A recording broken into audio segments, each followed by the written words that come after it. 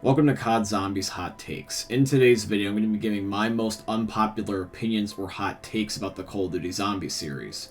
This video is not intended to piss you off, and nor is it intended to create arguments in the comment section down below. This is just for a fun and creative way for me to share my most unpopular opinions about a favorite game of mine. So if you guys have your own hot takes that you would like to share with me in the comment section down below, please do, but please also do not criticize mine. If you guys end up enjoying today's video, please drop a like. But with all that being said, let's get on with today's video. In my opinion, I believe that George Romero is not as annoying of a boss as people say that he is within Call of the Dead.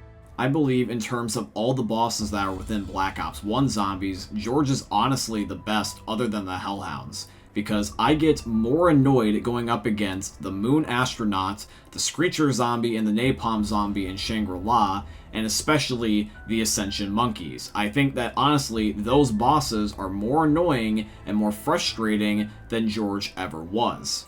The Pentagon Thief steals your guns, and you can't end up stopping him from doing it, you just have to hope you can chase him before he escapes. The Ascension Monkeys, they will steal your perks, and there's no way you can guard everything.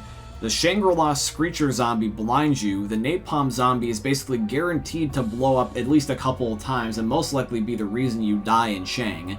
And then the Moon Astronaut also steals your perks, and because it's such a claustrophobic map with doorways where it's impossible to predict what's behind on the other side, you're more likely than not going to lose one of your first perks, which is most likely either speed or jug. George Romero is one of the only few bosses that does not steal shit from you and will leave you alone if you leave him alone. The only way that you can die from George is if you are pinned in a weird corner because you can't necessarily shoot through him, or if you end up getting killed by the zombies that he sicks on you because he can technically give them buffs. But if you decide to end up training George and running around the lighthouse, anytime he gets pissed at you, all you gotta do is just lure him into the ice water and then he's gonna calm down. It's very easy to end up upsetting George, but it's also just as easy to make sure that he will not attack you and calm down.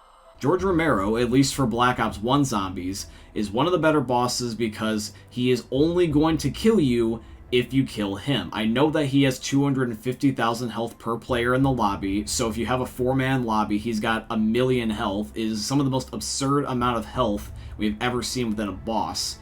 But other than the few little quirks and oddball qualities about him, George is not the worst boss we have ever seen. He is definitely annoying, but honest to God, I don't think that he's that annoying.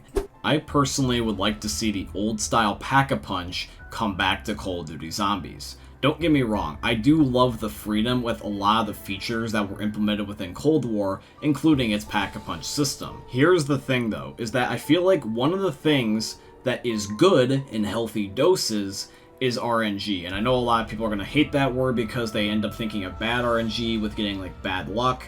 But think about it this way.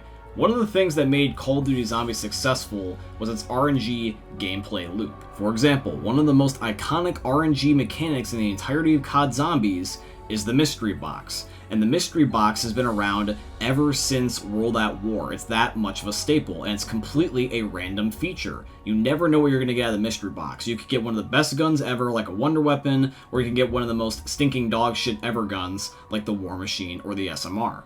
And for those I have not convinced you yet about why I think that you should also think this way, think about it this way. In Cold War Zombies, to fully upgrade your gun to tier level 3, it cost you $30,000. Let me say that again. $30,000 to fully upgrade your gun in Cold War Zombies. That is absurd. Any of the other Call of Duty Zombies games, when it was just $5,000, and maybe an additional $2,500 just to get one alternate ammo type, was completely reasonable in my opinion.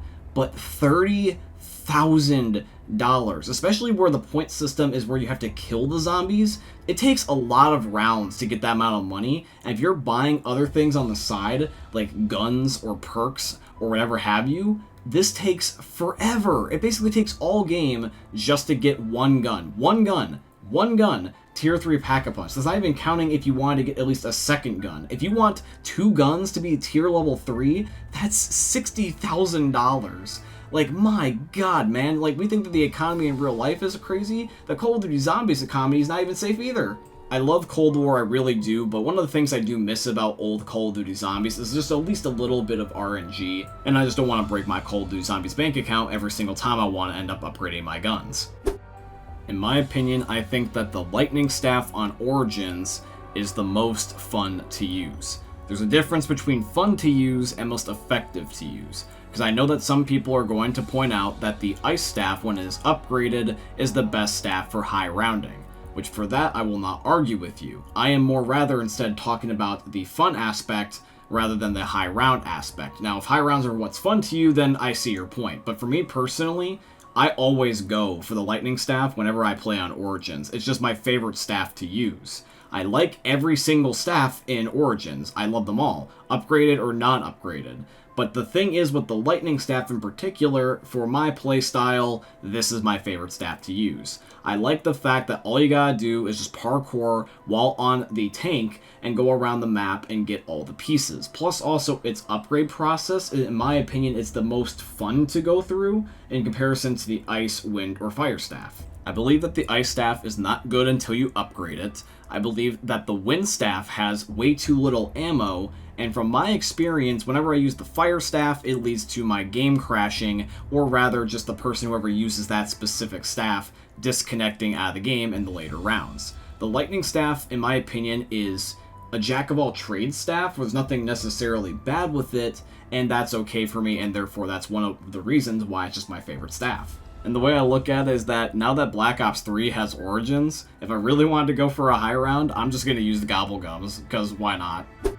And finally, I believe that the Primus crew should just have their story end with Revelations. I know that this would be a massive letdown and a big dick tease because of all the things that could have been, but that was just the entirety of Black Ops 4, what could have been. They wasted all their assets and all their time just to make a sequel that everybody forgot. Black Ops 4 did have some key moments that I know a lot of fans have loved over the years, like for example the Blood of the Dead ending. That is a pretty gut-wrenching ending, and it is a masterpiece and an art in its own right, but I don't think that it's enough to justify Black Ops 4's existence for the occasional good piece of content that they made. Black Ops 4 was more disappointing than it was exciting, in my humble opinion. I believe that if you're going to end up making a piece of media, you shouldn't wait for it to fail and start dying before you decide to end it. With Black Ops 4 Zombies not having a single voice line from Dr. Monty, not having a single original map for the Primus crew, and even after everything, with Black Ops 4 never getting the Great War map, is the biggest disappointment of all, man. They could have very easily ended up making the Great War map, but because of how bad Black Ops 4's launch was, they decided to invest their time into Cold War. And in my humble opinion, they either should have just went through it and took the loss anyways, or what they honestly should have done is that they were really not that confident in the development of Black Ops 4 in the first place, and they were just making it just to make the Great War. They should have just made another DLC for Black Ops 3, and everybody would have been completely content. But yeah, everybody, that is going to be it here for today's video, and I do truly hope you guys ended up enjoying it. If you did, please consider dropping a like, comment, subscribe, follow, and all that beautiful stuff. If you guys have any hot takes of your own, once again, please feel free to leave them here in the comment section down below. I am really curious to see what you guys have to say, and if you guys are also, by the way, new around here, please also consider subscribing. I think that you guys will really end up enjoying what you see. But with all that being said, guys, I hope you end up enjoying seeing another YouTube video from the most sneak YouTubers are ever going to see. Thanks for watching, guys. I love all of you, and peace out. Hey, meme lords. Jesus here. And you better have enjoyed that video there by the eternal god Daddy Ninja. You should probably subscribe too, or the mighty Moab will come for your balls. If you enjoyed the video, you might like it too. And give me the memes. Flash, bang, boom!